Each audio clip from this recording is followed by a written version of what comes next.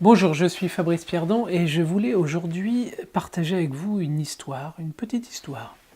Ça s'appelle Les deux frères. Il était une fois deux frères qui cultivaient ensemble un champ et s'en partageaient chaque année la récolte.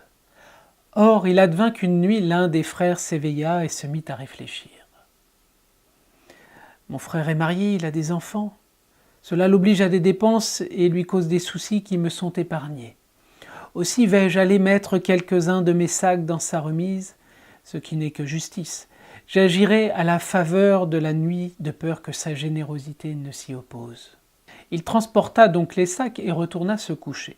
Peu après, l'autre frère s'éveilla à son tour et se dit « Il n'est pas juste que la moitié du blé de notre champ me revienne. Mon frère, qui n'est pas marié, ne connaît pas comme moi le plaisir d'avoir une famille. Je vais donc essayer de le dédommager en transportant dans son grenier une partie de mon blé. » Aussitôt dit, aussitôt fait. Le lendemain matin, quelle ne fut pas leur stupéfaction en découvrant dans leur grenier la même quantité de sacs. Et par la suite, ils ne purent jamais comprendre l'un comme l'autre pourquoi, au fil des ans, le nombre de sacs restait toujours le même, alors qu'ils les redistribuaient en cachette.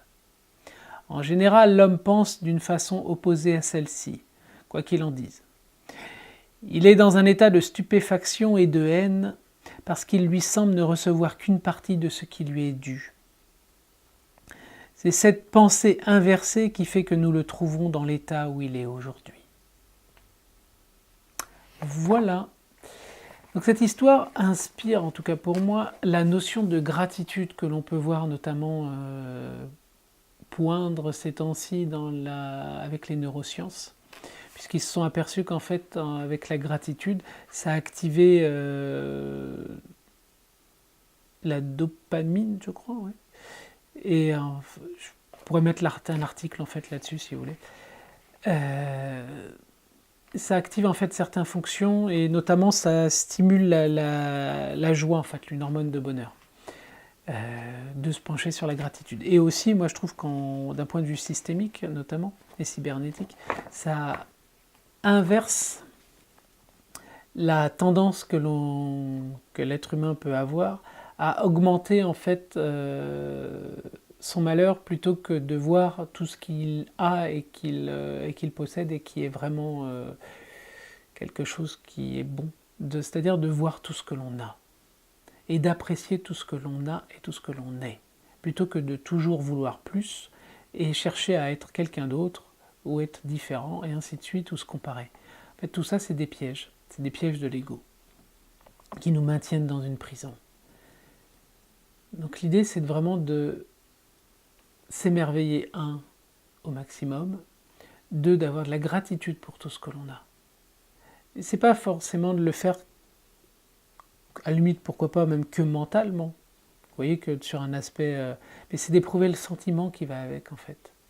D'éprouver cette espèce de joie et on appelle ça la gratitude, donc... quel mot? C'est un mélange de joie, une espèce de remerciement. Une joie pour ce qu'on a, mais aussi en même temps de remercier l'univers. Alors, ça peut être l'univers pour certains, ça peut être Dieu pour d'autres, peu importe. C'est de remercier pour ce que l'on a, et de se remercier même soi-même. De s'être autorisé à vivre ça, de s'être autorisé à avoir cela, à vivre ça, de s'autoriser à être qui l'on est. Voilà, c'est de développer ces aspects-là. Pour revenir donc sur le conte, à vous de voir si vous faites pareil ou pas. Eh bien, avec gratitude, je vous remercie de m'avoir écouté et je vous dis à très bientôt. Bonne journée.